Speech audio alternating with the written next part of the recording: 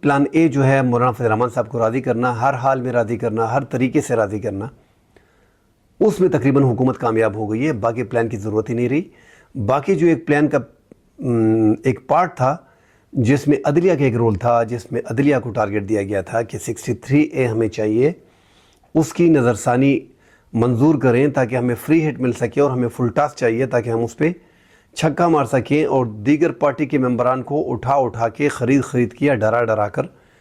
ان سے ووٹ لیں آئینی ترامیم کے لیے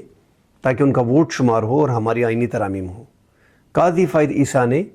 جو 2 سال نظر ثانی کی درخواست پڑی تھی، اس کو یکدم اٹھا کے اس کی نظر ثانی جو ہے وہ منظور کر لی، اور حکومت کو بہت بڑا ریلیف دیا کہ جاؤ ابھی پاکستان تحریک انصاف کے بندوں کو آپ نے اٹھانا ہے، آپ نے ڈرانا ہے، آپ نے خریدنا ہے، آپ نے جو بھی کرنا ہے، اب یہ آپ کا کام ہے،